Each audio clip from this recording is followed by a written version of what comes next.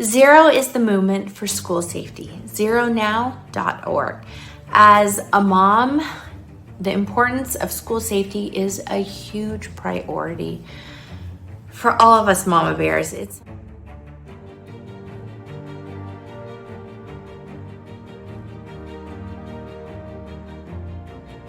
We have this opportunity to make a difference ourselves. So when I heard of the mission of ZeroNow, I found that it was really inspiring to me, because I think that if we're going to make change in this problem, which is so important. I have a younger sister. I'm a college student myself.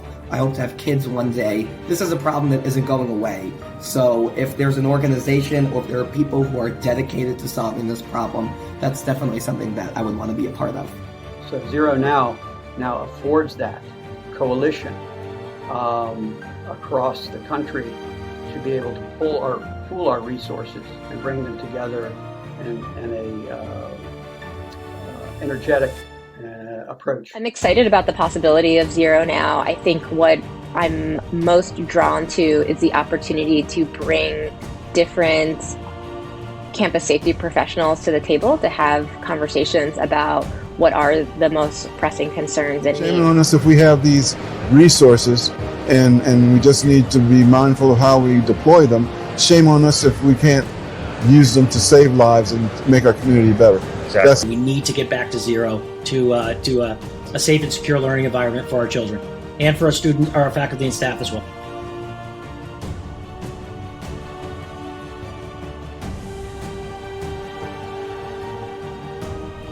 Obviously, I'm just one person, but I am determined to get us to zero because we love our kids. We want them to get an education. We want them to live their lives. We want to form amazing human beings, but we need to know that they're safe. That is our number one priority. Welcome, folks. I'm Ara Bagdasarian, the board president of ZeroNow, and welcome to our very first ZeroNow Fall Innovation Showcase, where partners share their latest innovations in school safety technology. Some background on ZeroNow. So we're the stakeholder alliance formed to drive ideas, innovation, and investment to advance campus and school safety. As a member-based nonprofit, ZeroNow facilitates collaboration between industry, association, and education partners to foster new solutions to keep our campuses safe and secure. We encourage you to go to ZeroNow.org, check out our new online community. You can become a member. There's no cost for the first year. Check it out. Be a part of other stakeholders who are focused on getting to zero, if that's who you are, and I'm sure that you are.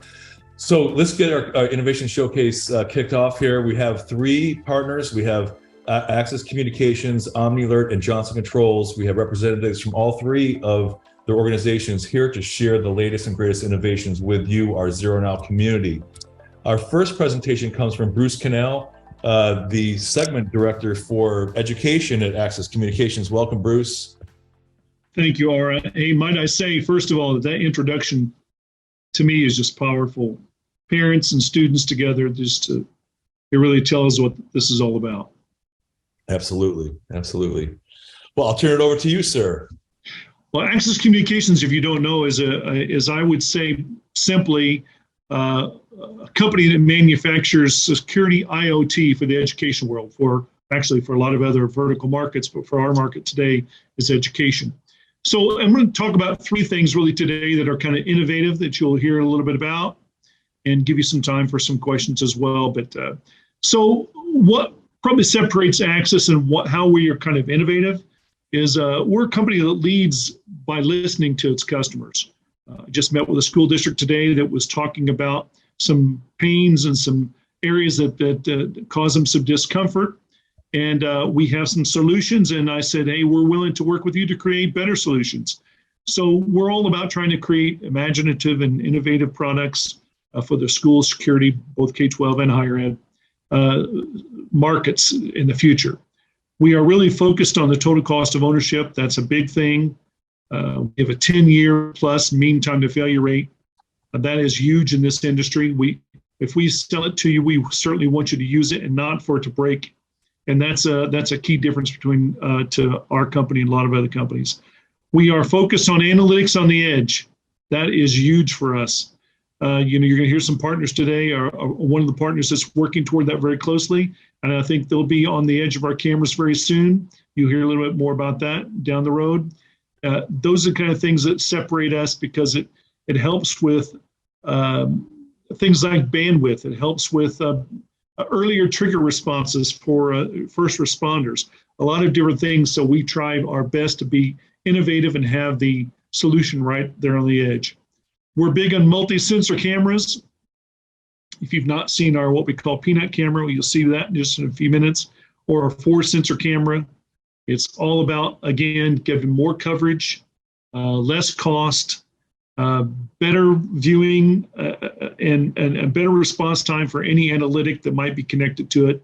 That's what it's all about. And of course, if you looked at Axis at all, you've probably talked about wide dynamic range. The zip stream we have on Light Finder, we've been very innovative in those sorts. Light Finder, or if you don't know, it basically brings nighttime into daylight. It brings 2 a.m. to look like a 2 p.m. image in full color. And 360 IR, which is a part of that, but Light Finder, and then Zip Stream, the IT people love, because it reduces the bandwidth over 50% from the camera itself, not just what the video management system you're going to hear from JCI, not what kind of the video management system they might sell you to put in place would be very good as well, but Zipstream reduces it, and IT people just love it. And wide dynamic range simply is to let you look at an image, even though it might be bright light behind them, you're able to see them easily. So let's see if I can get the next slide to go forward here. There we go. So we talked about multi-sensor. I'll make this really kind of quickly. Very popular in the education market is 2 cameras. It's the P3719. You see the P47 series. We call that the peanut camera. These are multi-sensor. They're 2 megapixel, 5 megapixel, 2 lenses, 4 lenses, and have all the analytics, including deep learning processing unit is built into this. It has all the available things. This is very popular in colleges and universities at their sports stadiums, football, basketball, outdoor baseball, indoor baseball, those kind of locations where they can cover a lot of area with fewer devices and only one IP address. It's just very popular. The peanut camera is really popular in schools that have 2nd and 3rd stories in their buildings. They're great in hallways and up and down the stairwells. It's that P-series camera just came out. The first series came out about a year ago, and the P47 series of this will be coming out the fall of 2022. So it hasn't hit the market yet. We think it will be probably December 1. So it's very innovative, very imaginative. It's something that's really perfect for this presentation. Let's move to this really quickly. Body-worn cameras. I've always said that Axis may not be the first to the market, but when we get to the market, it's the best to the market. And while we are not first in body-worn cameras in the education world, what a lot of our customers like is the open platform.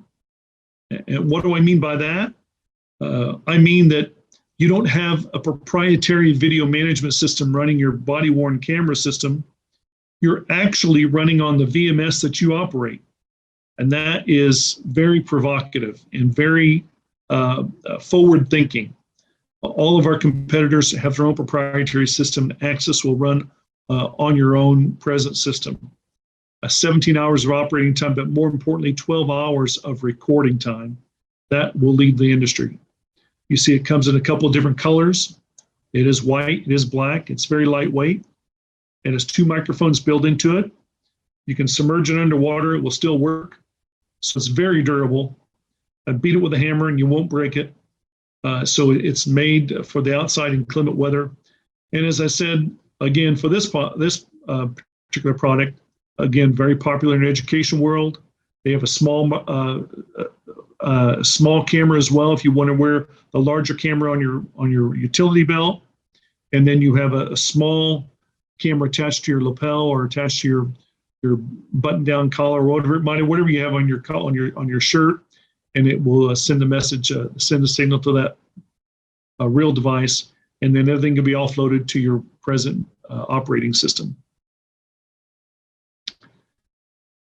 Now, what really drives it, what really separates things nowadays, it's analytics. Artificial intelligence, that was really the kind of precursor.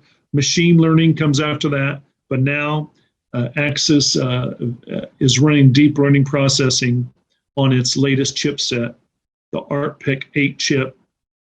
Comes on that P47 series camera, comes on a lot of the cameras we have. And if you study DLPU, you'll find out it is the way that we are moving, especially in the higher ed world. A lot of our police departments in the higher ed are enjoying it because it's just increasing. It's increased the processing power.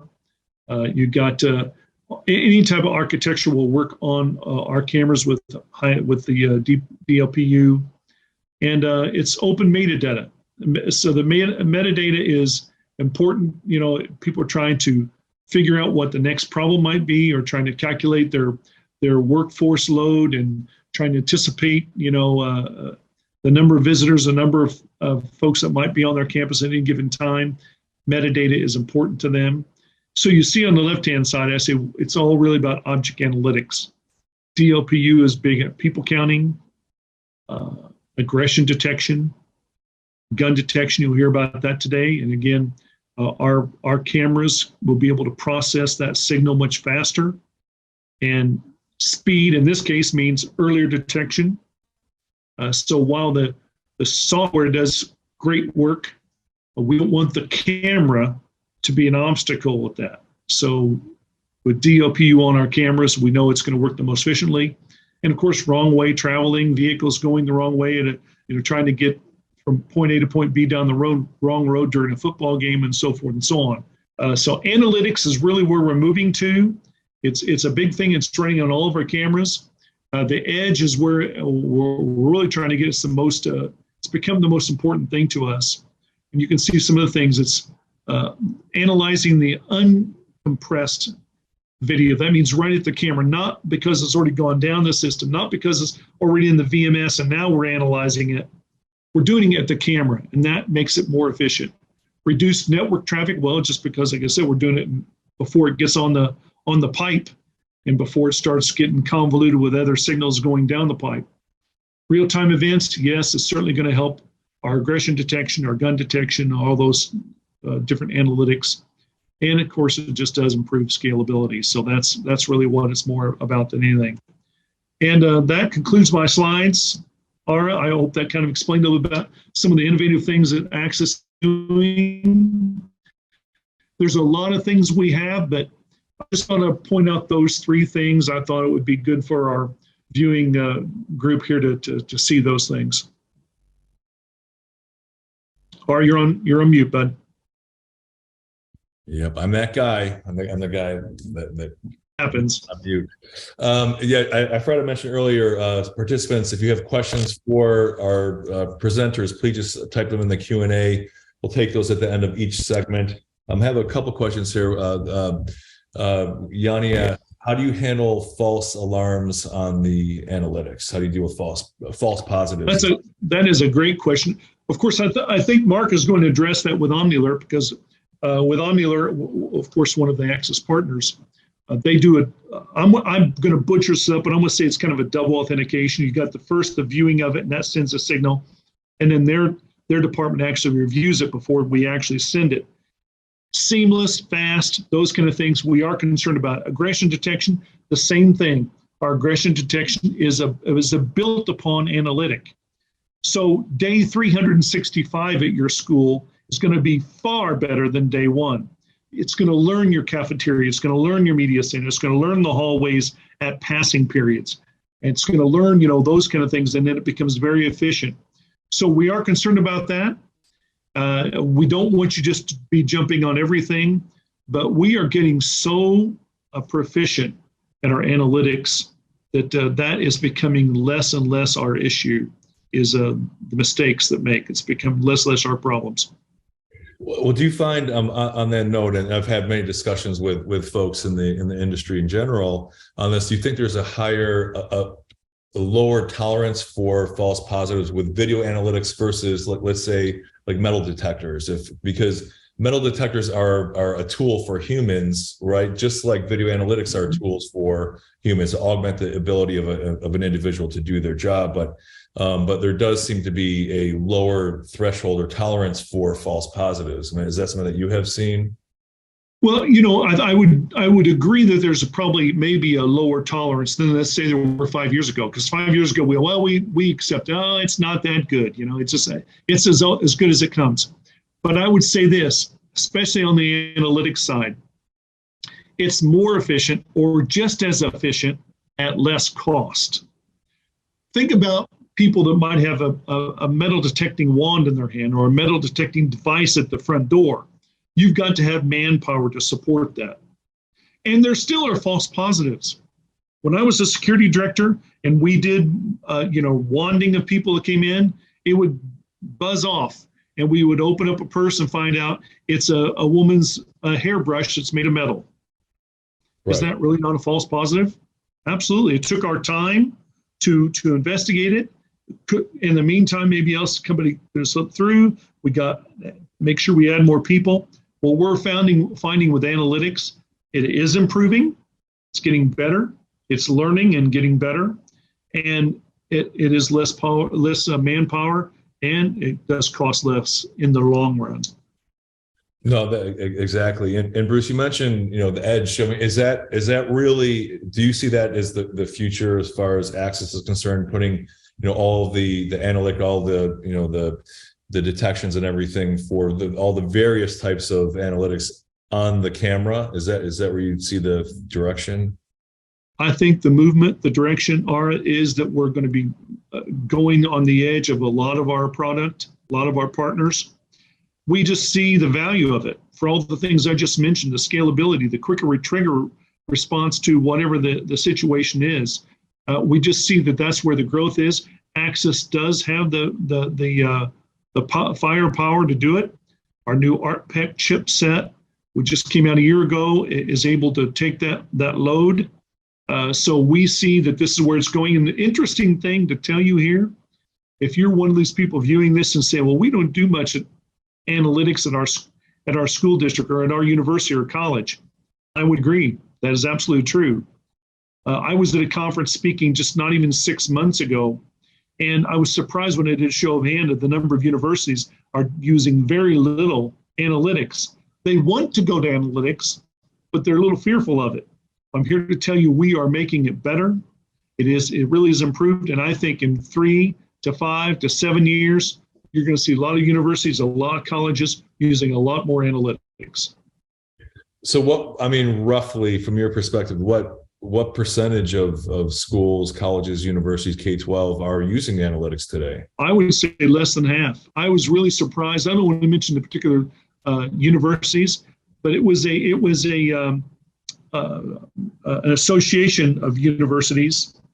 And when I did a show of hands, I think out of there couldn't have been 15 or 20% of the universities saying they're using some analytics. And the simplest analytics are used is something like, drawing a line on a fence line where if somebody was to cross it, would send an alert. Well, that's the simplest of analytics we have today. We've had that for 5 or 6 or 7 years, and it works flawlessly. But getting to maybe something more efficient, something that's a little deeper, like being able to find a person wearing a red hat in the middle of a football game. Okay, can we do it? Yes. Is it going to be maybe not as good as finding a blue car in the midst of a bunch of white ones? Probably not. But we have that technology. We have that analytic. So some were using minimal levels of analytics, but I really do foresee that it's going to be a lot more in 3 to 5 years. No, interesting. And just have time for another couple questions here. Let's say you speak with a school and they they're interested in upgrading their surveillance security camera network, where do they start? What advice would you give a potential customer that is interested in upgrading their camera infrastructure?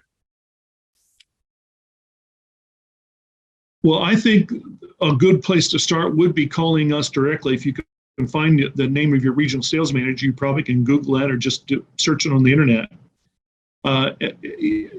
You certainly can talk to an integrator, but if you want to talk to somebody that can tell you about the technology itself before you get to the point of how many do I need and where do I need to place them, then you could talk to someone like an access a regional sales manager or an area sales manager who can talk to you about the technology itself first. Explain what the solution is. Then you can think about it. This would be a perfect place to use on my football pavilions, where I have all my concession stands, to be able to people count and to keep people moving into the concession line so they don't miss the second half kickoff. So it's a double win. It's a win-win.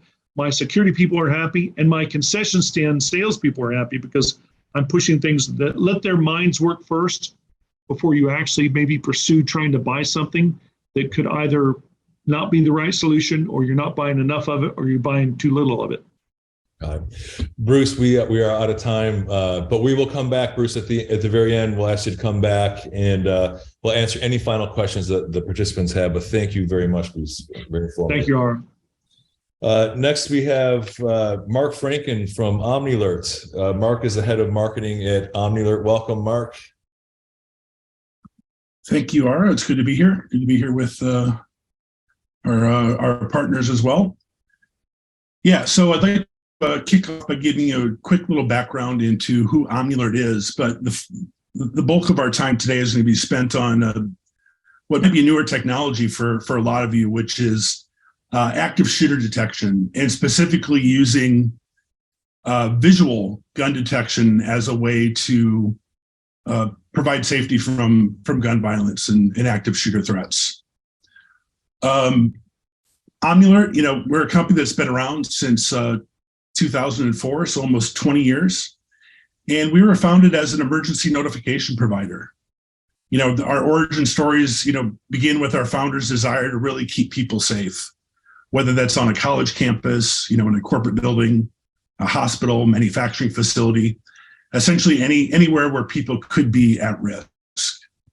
Our roots began doing kind of broadcast notifications. So how do we warn people, large groups of people, about a particular emergency? With the advent of text messaging way back in the day, that's kind of where the roots of Omnilert really formed. So how are we doing notifications? Doing mass texts, mass email, could be recorded voice messages, alerts on things like safety apps, social media, signage throughout buildings, and even alarms and different types of access control. The company's products evolved to focus on mass engagement. So not just notifying people about emergencies, but how do we get information from those people to provide more intelligence about what's happening? So allowing small groups of people to engage with large populations in a very easy way. That led to response automation. So we all have these response plans. You have a binder sitting on your desk, essentially with your plans of how to respond to particular events. Omnilert really wanted to focus on how do we bring that to life in an automated way that's predictable and repeatable, using workflows and a sequence of predefined actions. And then ultimately, this led to kind of our latest areas of solutions, which are focused around prevention. So not just responding to an emergency, but what are things we can do to actually help maybe prevent something from happening, or making it less dangerous than it could have been, making the outcomes much better than the alternative. So doing things like, using your existing security cameras to look for gun threats in advance, before a shot is fired, or severe weather alerting, or providing panic alarm capabilities to people to use on campuses, and personal tipping. That really leads us into kind of the bulk of our conversation today, which is really around preventing gun violence, preventing mass shootings. So far this year, there's been 574 mass shootings. This is a stat I just kind of updated this morning, but we know from the headlines we've seen, kind of week over week, regardless of the type of institution, we're seeing, in transportation, obviously schools, grocery stores, malls, manufacturing plants. The effects of gun violence are really extending everywhere. And as a nation, we're not really finding a way to deal with this in a real kind of focused, collective way. So it's leaving a lot of security professionals feeling a bit powerless, frankly. How do we protect our people from these types of tragedies? And there are technology solutions out there that can provide some hope. I'll briefly kind of talk about four, but we're going to spend most of our time today really just discussing visual detection. But we have traditional human detection, where people might be monitoring security cameras, pass-through metal detection, audible detection, which are microphones that are listening for gunshots.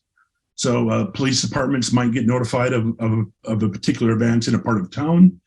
But then visual detection, where we're using existing security cameras to look for potential threats of gun violence before a shot is fired. And, video surveillance is something obviously that's been around for a long time, but, there's over 70 million, I've seen stats of upwards of 85 million cameras are actually in place today, but fewer than 1% of those are actually monitored live. I mean, there's frankly just not enough bodies you can actually throw at a problem like that to watch that 24/7. And frankly, there's human error where, as you're watching video cameras, you start to drift, you start to lose you start to lose focus, and a lot of activity is mixed. 95% of activity can be overlooked by monitors in just after just 22 minutes on the job. So using artificial intelligence, we're looking at ways to actually, change that outcome. And I think a good way to do this is actually look at a real case study example. We're all probably familiar with, the tragedy at Marjory Stoneman Douglas in Parkland. It was a highly publicized incident, and we have a lot of data about this case study, which provides a good case to see how technology maybe could have made a difference in an actual environment. This shooter arrived on campus, and within a 2-minute period, prepared a gun in a stairwell that was in full view of a camera. 30 seconds after the first shots, 911 calls started to come in. There's actually reports of a fire alarm went off from actually the smoke of the gun. And it was 2 minutes later that a code red was finally issued on campus, alerting people that an active shooter was actually in the midst. And that was a full 3 minutes after the shooting began before that code red actually was triggered. Now, as I mentioned, the prepping of the gun actually occurred in that stairwell, and had a visual gun detection technology been in place, we could have seen that and actually taken that 3 minutes and moved it down into a much faster response. Sorry, it looks like my slides here didn't catch up with me.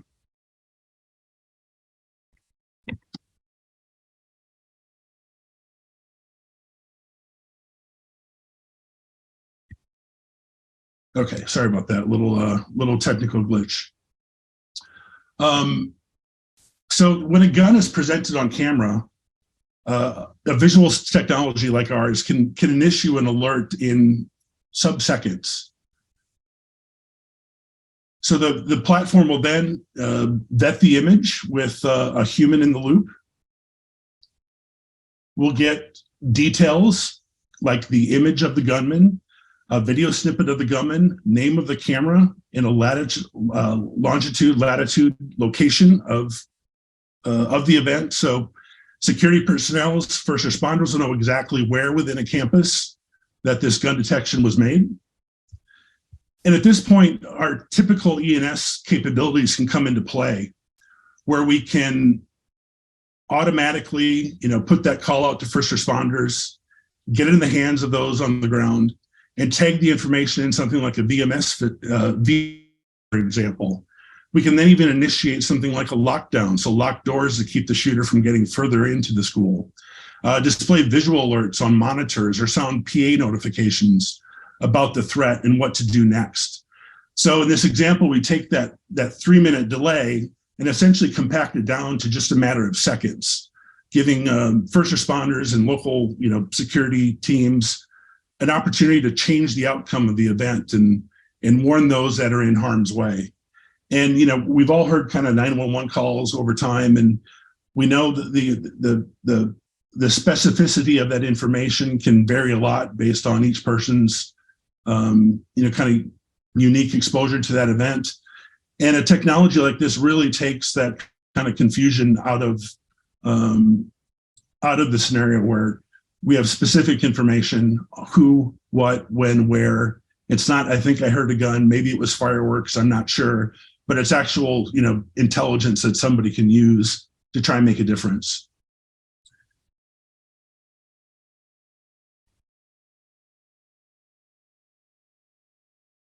And it's not just at that before state where this intelligence is helpful, but throughout the course of the event, as that gunman, may pass, additional cameras, additional views within that building, alerts are continuing to be triggered. So essentially, we're kind of tracking the movements of that individual throughout the event, and giving first responders up-to-date information as they arrive on site with what to do next. So the technology is really, helpful before, during, and after an event. So I spoke a little bit about VMS integration, where we're actually bookmarking events. So, in kind of forensic use afterwards, you have a quick way to go back and actually, look into what actually happened. So with that, this is just a very kind of quick introduction to, how the technology is used, how it could be used in an actual situation to change outcomes, to prevent people from potentially coming in harm's way. And just to kind of recap, it's AI software. It runs on top of your existing security camera investments.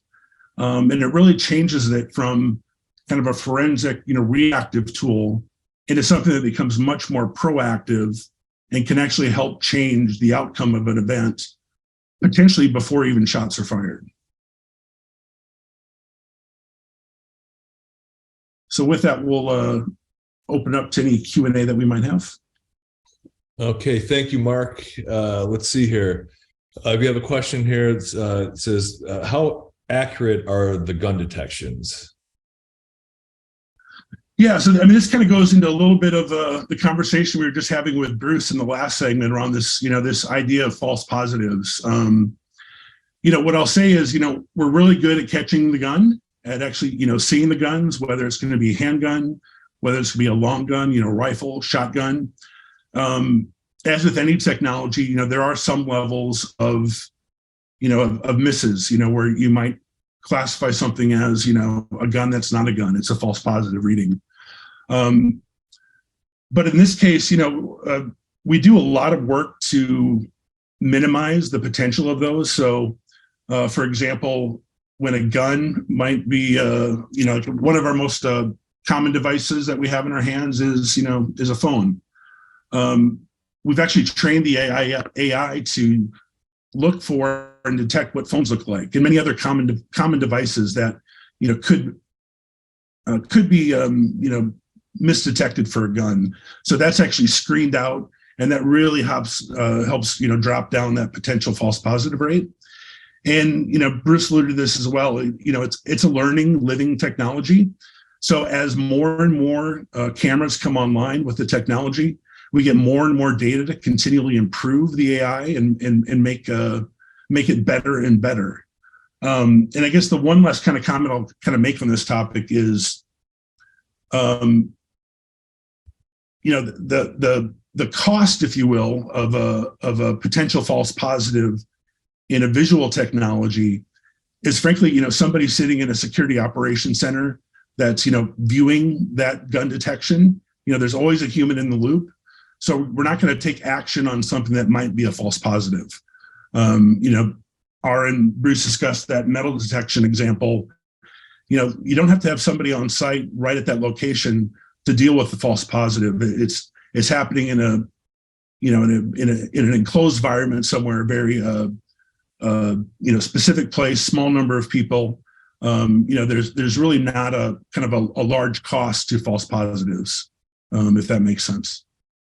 No, that does. Yeah. And I think this is a topic we're planning on discussing in greater depth, like the whole tolerance of false positives. Now, Mark, you mentioned a security operations center. Can you describe that? Does Omnilert, is that something that Omnilert offers? If somebody wants to do their own monitoring, can they do their own monitoring? Just if you go into the greater depth on that. So we work with, organizations of, a broad range of size, small schools, school districts up to large, enterprise corporations, large hospitals, and some have their own kind of 24/7 manned security operations center. And that's great. We can send our detections to their teams to, address, is this an actual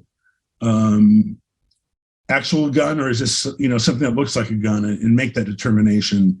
If not, actually, we do have 3 monitoring centers geographically arranged around the country here, where we can take that over for the customer, and we provide that as a service. And then the customer is really only informed when or if an actual live detection is found and verified. Got it. We have time for one last question, and then we have Johnson Controls coming up. So does this gun detection work with third-party emergency notification systems like Everbridge? Yeah, it does, frankly, and it actually goes much beyond ENS systems. So one of our goals is really to try and fit our solution within the existing workflows of our customers. We're not here to try necessarily push new ways of doing things. So, if you're using an Everbridge, or maybe you're using a Raptor for emergency notification systems, we easily plug into those systems. And when that verified detection is made, it gets passed over, and then all of the pre-scripted scenarios and actions that you want to take place will be initiated and activated within those systems. VMS systems are another type of solution that we integrate with. Access control vendors, different signage vendors. So we do a lot of work on integrations to make the execution of or an activation of a detection easy for customers. Got it. Hey, thank you, Mark. We're out of time. If anyone does have additional questions for Mark, at the very, very end, we'll open up the lines for additional questions. So thank you, sir. And next we have Jeff Cullop from Johnson Controls. He's a product manager of CloudView. Let's see, Jeff, are you there? All so right. A little bit of preface. CloudView is a physical security as a service platform by Johnson Controls. Johnson Controls, a lot of people may recognize the name, is a multifaceted company: HVAC, fire protection, fire suppression. But then we also, on the security product side, several brands that, Software House, Illustra, Cantech, and CloudView is the cloud reporting, cloud VMS as a service platform by Johnson Controls. Been around a long time. CloudView has been a product for over 20 years. So we're kind of one of the true pioneers of reporting in the cloud and as a service platforms. So what makes a as a service VMS or a cloud-based VMS unique, right? So we have a couple different ways of getting your video retained, getting in the cloud. We can store it at the edge. So we put a SD card in the camera, we store at the edge.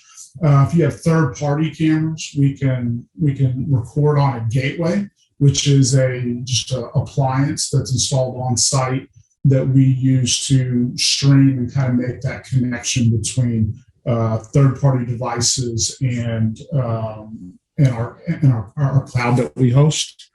And then third being, we store video traditionally in the cloud. So we can store at the edge, we can store on a gateway, or we can store in the cloud. There's a couple benefits that are inherent to that. One, if a device on premise is damaged, if there was a fire, if there was a natural disaster, that video is traditionally stored, on a spinning hard drive inside of a NVR. Now that's stored in the cloud. There are backup redundancy systems that are put in place to secure and protect that video so that your video is not ever lost. The cloud also allows flexibility. So in a traditional NVR deployment, your NVRs are 4, 8, 16, 32, you can scale up to large. But on a 16 channel NVR, when you go to that 17th camera, you got to buy a new box. In a cloud environment, you just plug a camera into your switch, direct it to a cloud. It's PoE. There's no infrastructure cost on premise to be able to support that. So that's one of the key benefits of being in the cloud. CloudView is cybersecurity by design. So we take that from our very first initiative. So everyone thinks, well, I'm sending my video off premise. Is it safe? Is it secure? We have multiple steps, multiple technologies that we implement to be able to make that video secure, be able to make it safe. TLS and transmission and AES and multi-factor authentication. All of those are key things that we use trying to make your video, your content as safe as possible, that it's not accessed by outside people. When you go to as a service, one of the things you have to manage, one of the things you don't have to think about anymore is, are my firmware updates deployed? Am I on the latest firmware? Cybersecurity, there's always a new virus or Trojan or whatever out there in the world that is trying to penetrate your system. When you're a hosted service, we take all that for you.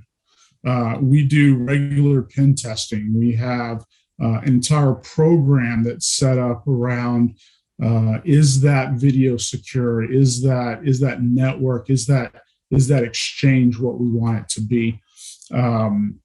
So that's one of the benefits of going to as a service. We manage that and house all that for you.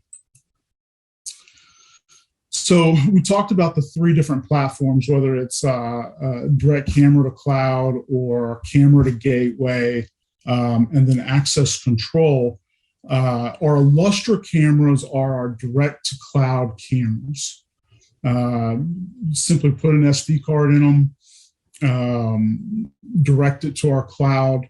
All you need is a camera and a PoE switch, and then enroll it, and it takes care of itself.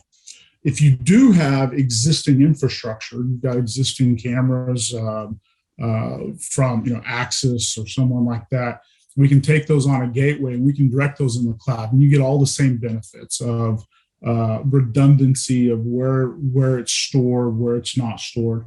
And then the third hardware piece is our access control. And we do access control really 2 ways. So you can do a connected access control device that's connected to a panel that's kind of a traditional mindset, right? You've got a maglock or a strike that goes to a control panel that's then on your network that communicates back and forth.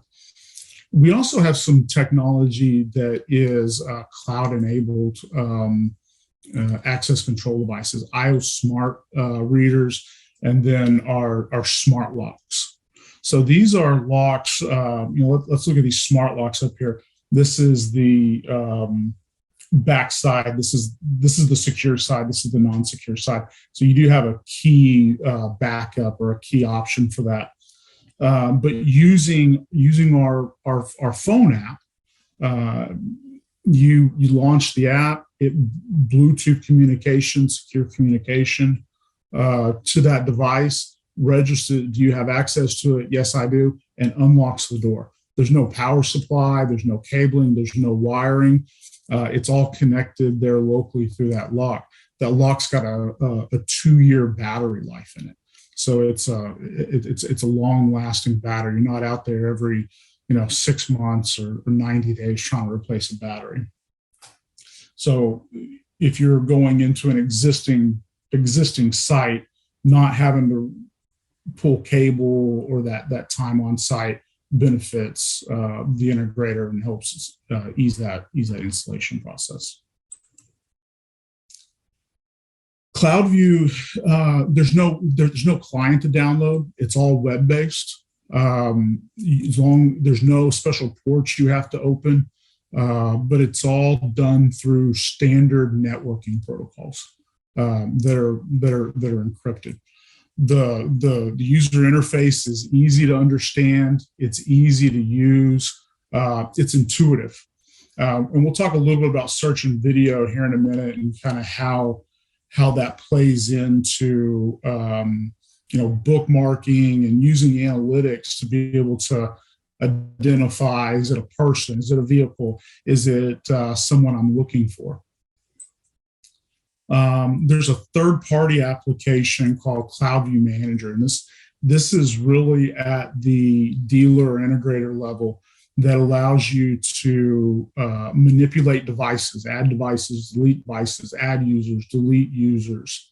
But it's also got the benefit of, what is my throughput? What is my, how much video am I putting up to the cloud? What are my days of storage? It's kind of a health check screen that allows you to just open up a snapshot and see what's going on with my system. Analytics, we've talked about analytics a lot today.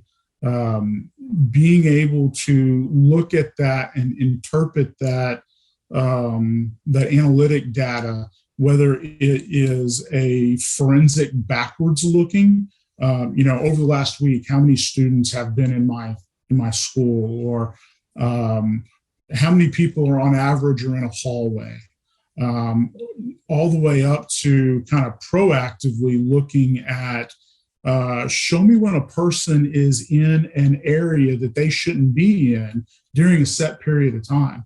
One of those scenarios we looked at earlier about the student being in a stairwell. What if we could have alerted somebody that said, there's a student in a stairwell during class hours, and they were in that stairwell more than the allotted time that it should take them to get up and through.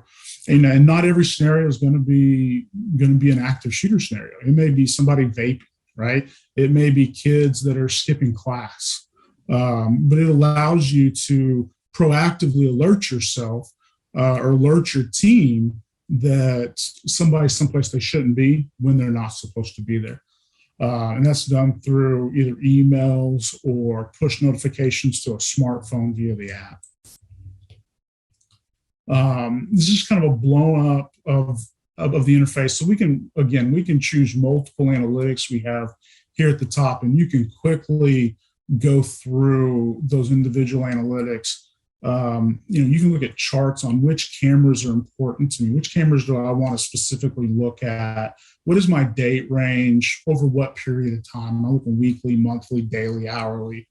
I can also download that video, right? I mean, you can only do so much in an interface, but if I can export that to a comma delimited file, CSV file, and run some pivot charts and chart that out in a different way, Maybe we're trying to look at average class size, or we're trying to look at what doors are used most, to be able to back into some staffing level type decisions. It allows you to be able to do that. When you're looking at recorded video, we have events that we can filter by, just show me all the motion clips. Show me my bookmark, people detection, vehicle detection. And then down here at the bottom, we got this really neat little toolbar that'll show me when there's motion, when there's cars, when there's people. If I bookmark a specific event, I can see that bookmark down here. And it really makes scrubbing and searching through that video very intuitive and very easy. Because let's face it, administrators probably are not in this video every day. They're not using this interface on a daily basis. Whenever they're using the video or using the system, it's something happening. They're trying to get to it. So the more intuitive, the more user friendly we can make the interface, the more likely it is that they're going to have a good experience. Let's get this to play. I struggled with this earlier. Yeah, I'm not going to be able to get it to play. Okay, sorry about that, guys. Hyperview is a technology that we have that allows you to scrub a 24-hour period in about 60 seconds. So what we should see here is just a video with a bar down at the bottom that we can scroll back and forth. And if you're looking for, when did Jeff arrive on site? I know what door he came through because I have my access control data. I can just quickly scroll through there until I see Jeff. I know what Jeff is, and I can see, did Jeff have a backpack? Did he not have a backpack? Maybe he walked through some other people that we need to identify. It allows you to quickly go through and do that. Well, there you go. Now it's playing. So hit the next. So this is that video. Like I said, it pops up, and you can grab this little scrub bar down at the bottom and quickly run through 24 hours worth of video. You can go forward and back. It allows you to see that. You can look at one camera. You can look at multiple cameras. You can look up to 16 at any time. So if you have 16 doors in a facility, you can throw all 16 doors up there and view 24 hours worth of data just in 60 seconds scrubbing through there. And you saw how fast that was when it came up. That's key. You're not sitting there waiting for that video to scrub. Innovative advantages. So a lot of cloud platforms will tie you into a specific camera provider or specific hardware. We don't do that. Axis cameras or our own Illustra cameras or any multitude of third-party cameras. Because our analytics are in the cloud, we can take advantage of those. So if you've got a traditional, just kind of base level camera and you still want to do person detection, great, we can do that. You take that, you plug it into the cloud, we run the analytics at the cloud level, and it takes that, we'll call it a dumb camera, and makes it a smart camera by adding things to it. So we can take over existing or new. Again, what makes CloudView different than a lot of our competitors is 20 years of history, security by design, cybersecurity by design, without a data breach. We have 52 billion minutes of video uploaded in our cloud. That's a remarkable and a large amount of video. Cost advantages, CapEx versus OpEx. When you buy a system, being able to take advantage of the tax benefits of that being an operational expense versus a capital expenditure.